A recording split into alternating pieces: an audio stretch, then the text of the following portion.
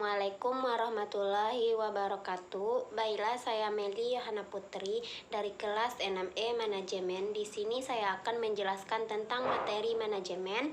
Yang pertama, tentang pengertian manajemen. Pengertian manajemen ini dikemukakan oleh beberapa para ahli, yaitu yang pertama, pengertian manajemen ditinjau dari segi seni atau ART adalah seni menyelesaikan pekerjaan melalui orang lain. Pengertian ini dikemukakan oleh Mary Parker Follett. Yang kedua, pengertian manajemen ditinjau dari segi ilmu pengetahuan adalah bidang pengetahuan yang berusaha secara sistematis memahami mengapa dan bagaimana manusia bekerja sama untuk menghasilkan sesuatu yang bermanfaat bagi kemanusiaan. Pengertian ini dikemukakan oleh Luther Gulick. Yang ketiga, pengertian manajemen ditinjau dari segi proses adalah perencanaan, pengorganisasian, kepemimpinan, dan pengawasan kegiatan anggota, serta tujuan penggunaan organisasi yang akan ditentukan. Pengertian ini dikemukakan oleh James A. Stoner. Jadi, dapat kita simpulkan bahwa pengertian manajemen ini adalah proses perencanaan, pengorganisasian, kepemimpinan, pengendalian kegiatan anggota organisasi, dan proses penggunaan sumber daya organisasi lainnya untuk mencapai tujuan organisasi yang telah ditetapkan. Kedua, yaitu fungsi manajemen. Fungsi manajemen ini terbagi atas yang pertama, fungsi perencanaan. Fungsi manajemen yang paling utama adalah perencanaan. Dalam urutan kegiatan, perencanaan merupakan kegiatan awal. Fungsi yang lain bekerja setelah diberi arahan oleh bagian perencanaan. Oleh karena itu, perencanaan merupakan proses dasar manajemen untuk menentukan tujuan dan langkah-langkah yang harus dilakukan untuk mencapai tujuan. Yang kedua, fungsi pengorganisasian. Pengorganisasian adalah proses pengelompokan orang-orang, alat-alat, tugas, tanggung jawab dari wewenang sehingga tercipta kesatuan dalam rangka mencapai tujuan. Di dalam pengorganisasian ini terdapat unsur organisasi, manfaat pengorganisasian, fungsi pengorganisasian, bentuk organisasi. Yang ketiga, fungsi pelaksanaan. Pelaksanaan adalah fungsi manajemen untuk menggerakkan orang-orang agar bekerja sesuai dengan tujuan yang telah ditetapkan. Pelaksanaan merupakan fungsi manajemen yang paling penting karena berhubungan dengan sumber daya manusia. Yang keempat, pengawasan. Pengawasan merupakan tugas untuk mengoreksi kesalahan yang terjadi demi tercapainya tujuan. Tujuan organisasi.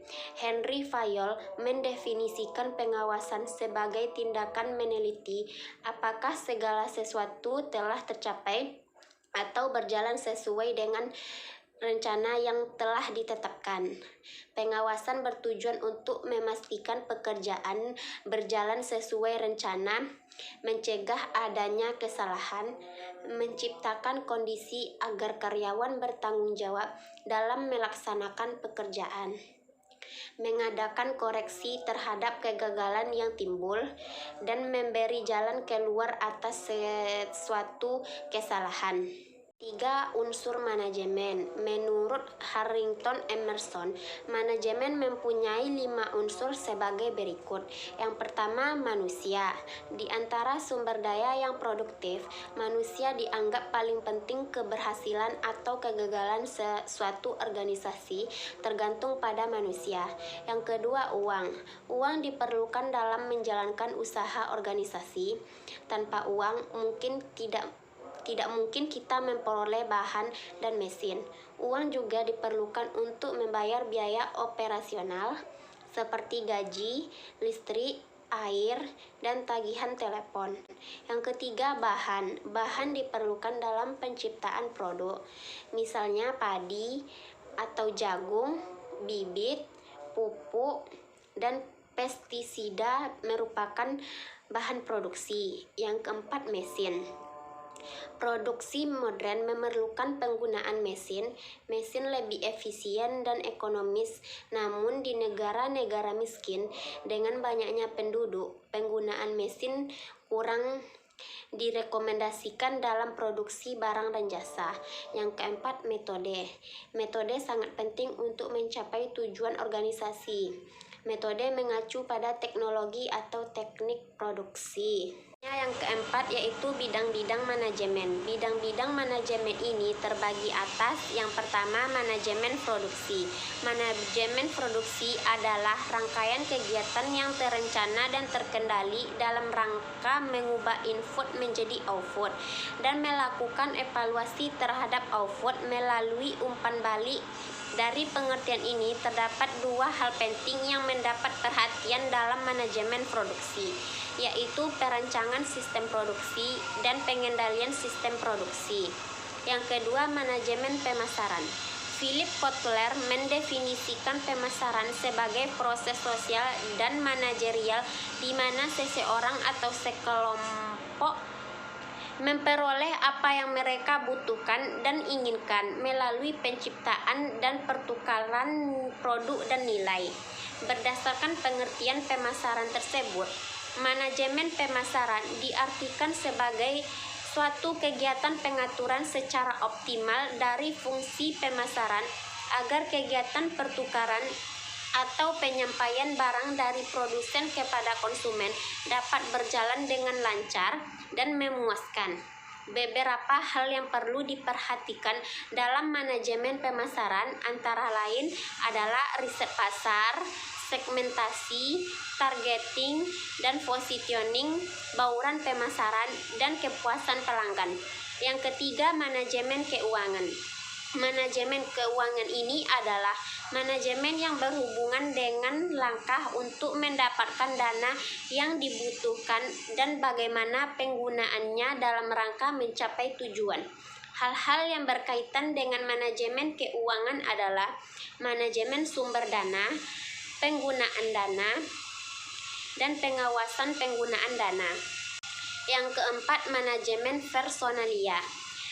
Manajemen personalia ini adalah perencanaan, pengorganisasian, pengarahan, dan pengendalian atas pengadaan tenaga kerja, pengembangan, kompensasi, integrasi, pemeliharaan, dan pemutusan hubungan kerja atau yang bisa kita sebut dengan PHK dengan sumber daya manusia untuk mencapai sasaran perseorangan.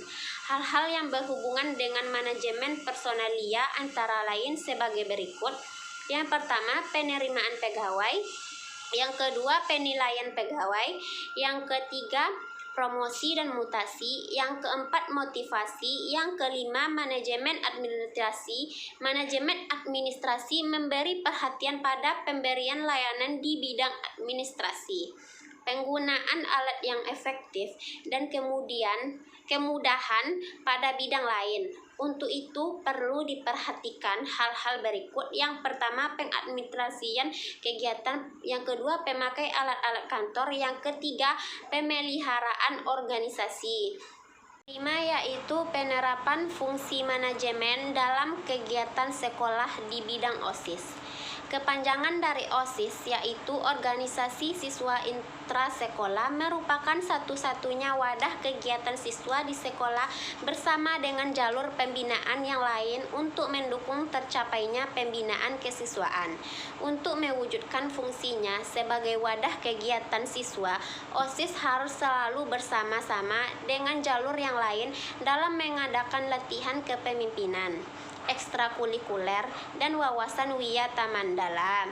Sebagai sebuah organisasi, OSIS mempunyai beberapa tujuan utama sebagai berikut. Yang pertama, menghimpun ide, pemikiran, bakat, kreativitas, serta minat siswa dalam satu wadah yang bebas dari pengaruh negatif.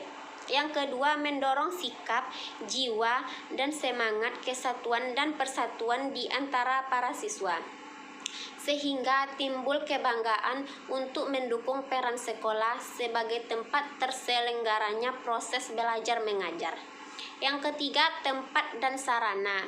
berkomunikasi, menyampaikan pikiran dan gagasan dalam usaha untuk mematangkan kemampuan berpikir, wawasan, dan pengembalian keputusan dalam kegiatan OSIS. Fungsi manajemen harus diperhatikan.